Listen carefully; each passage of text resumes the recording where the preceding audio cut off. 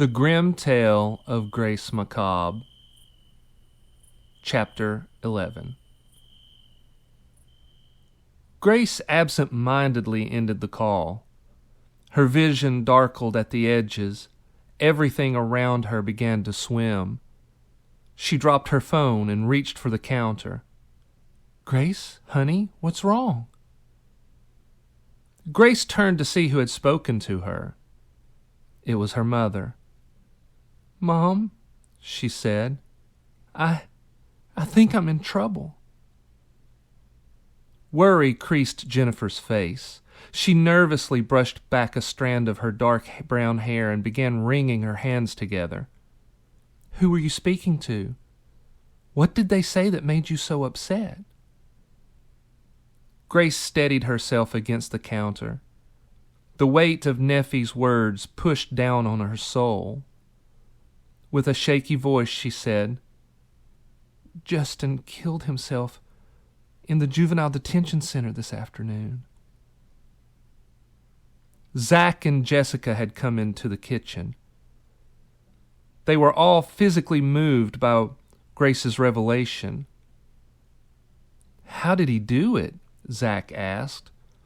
This question drew a stern look from his mother. "What?" he said. "I just asked what everyone else is thinking." "He took a pen from the psychiatrist that was speaking with him," Grace said. "He used it to stab himself in the heart." No one spoke for a long moment. Finally, Jim cleared his throat and said, "Who was that on the phone?" Grace nervously bit her lip. It was Neffy." "The girl we saw at the Happy Kaiju?" "Yes." "Are you sure she's correct?" "Who is Neffy?" Jennifer asked. Grace looked at her mother. "Just a girl I know from school. And, yes, Uncle Jim, I'm sure she's correct. She said that the police are going to want to talk to me about Justin's suicide." "Why?" Jennifer asked. This information made her even more worried. She wrapped her arms around herself and began to pace the kitchen. "Why would they want to speak to you about any of that?" Grace felt a lump form in her throat.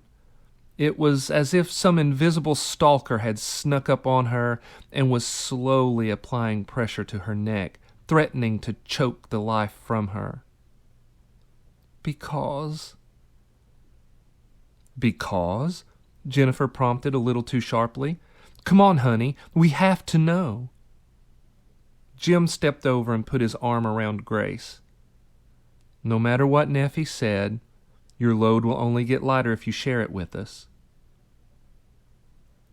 "The police found a diary at Justin's house," Grace replied. "He wrote in it that I told him to kill Brandon." "What?"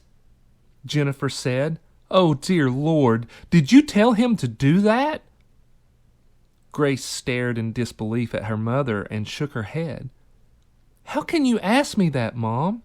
I mean, really, how could you think that I would try to get Justin or anyone to commit murder?" "I don't think your mother meant that as it sounded," Jessica said, trying to diffuse the situation. "I'm sure what she meant to ask is if you knew of any reason Justin would think you wanted him to hurt Brandon." Grace shook her head. "Absolutely not. I've only spoken to him a couple of times this year because he's in a couple of my classes. And then it was only to ask a question about homework or whatever." Jessica considered this for a moment. "Has he ever asked you out?" "No. He never even acted as if he liked me. In fact, I thought he was either dating Marcy or was gay." "Why is that?" Jessica asked. She took a pen and pad of paper from a drawer and began taking notes.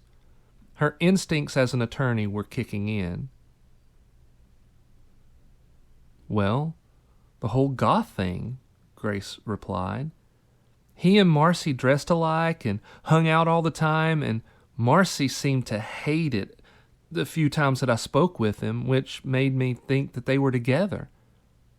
But then I never saw them hold hands or kiss or anything, so that made me think that he was gay or just hung out with Marcy as a friend. Jessica shook her head. With a heavy sigh, she said, "Either way, this whole situation is a mess. It seems our kids nowadays can't find anything to live for." This statement struck a chord with Jim. "Exactly," he said. "They get caught up in the darkness of the world and can't seem to find the light. There's always something worth living for. You just have to open your eyes and look around you." The doorbell rang, and Jim stepped into the living room and opened the door. 2 men in dark suits stood on the deep Victorian porch. "Excuse me," the older of the two said. He looked to be in his mid-50s, with specks of gray in his hair, and his suit was rumpled. His eyes were hardened due to too many years watching people lie, cheat, steal, and kill. "I'm Detective Martin." He pointed to his partner, a sharp-dressed black man in his early 30s. "This is Detective Quill. Are you Jim Keene?" "Yes, I am," Jim said, offering his hand. "How can I help you, gentlemen?" "We're looking for Grace Macabre. We went to her house, she wasn't there, and a neighbor suggested we come here. Is she with you?" "She is," Jim said. "Is this about Justin Jones killing himself?" Detective Martin looked genuinely surprised. He cast a sideways glance at his partner. "Yes, it is." "We just found out a few minutes ago," Jim said, "and we were just discussing it." Detective Quill asked, "Is she okay?" "Yes, thank you, she is. If you'll follow me, I'll take you to her." Jim led them back into the house. Everyone had moved into the den, which was spacious and comfortably furnished with an oversized sofa and chairs. After Jim introduced the detectives, Jessica stood and offered them her card, indicating that she was an attorney. "Gentlemen," she said, "I am Miss Macabre's aunt. Terrible things have happened, and we want to help you get to the truth. However, I will be acting as her attorney during this interview." The detectives gave each other a look that suggested they were leaning toward the idea of Grace being guilty simply because she now had an attorney. Jessica noticed this look and said, "I understand that you both deal with bad people every day, but I caution you about making up your minds before you hear all the facts." Detective Martin looked as if he had just smelled something foul. "Miss Macabre," he said, "how do you know Justin Jones?" Grace cleared her throat and nervously picked at the hem of her shirt. "He's in a couple of my classes at school." "Were you two dating?" "No," Grace said, a little too sharply. "I didn't know him that well. We only had spoken a few times this year." "What about?" Quill asked, inserting himself into the interrogation. "School assignments," Grace replied. "He sits next to me in a couple of classes. I can only recall asking him about homework, stuff like that." Detective Quill considered her response. "Did you tell Justin Jones to kill Brandon Decker?" "Absolutely not," Grace said. "I never, in a million years, would tell anyone to do something like that." "Did you lead him on in any way?" Quill asked. "No," Grace said, emphatically shaking her head. "Never." Quill pressed her. "Why do you think he would write in his journal that you told him that he needed to kill Brandon Decker to prove his love for you?" "I have no idea," Grace said. None whatsoever, Detective Martin asked.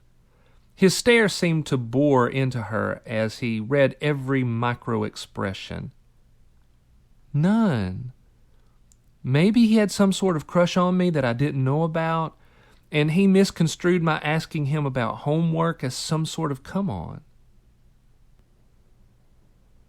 Martin gave a look that suggested he had not thought of this possible scenario. Maybe, he said, but the fact that he wrote what he did implicates you in his attempt to murder Brandon Decker. It makes you an accessory not only to attempted homicide, but also his suicide. Martin held out a hand toward his partner. Quill reached inside his suit jacket and produced a leather-bound journal secured inside a plastic bag. Evidence was written across the front of the bag in bold red letters. I have the journal here, Miss Macabre. It was clear that the detectives were showing the journal to rattle Grace. Jessica placed her hand on Grace's shoulder and gave it a reassuring squeeze. You know as well as I do that whatever is written in there is only circumstantial. It is obvious that Justin was disturbed. It is very plausible that he had some sort of sick infatuation with Grace and was delusional. It happens all the time. It's enough to place her under arrest, Quill said. What?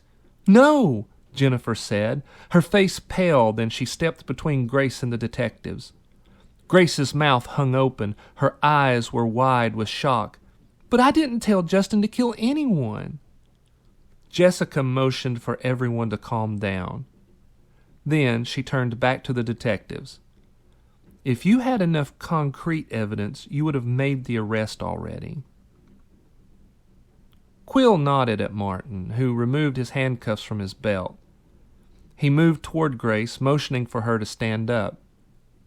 You're really going to arrest me? Grace said. She was trembling, her voice shaky.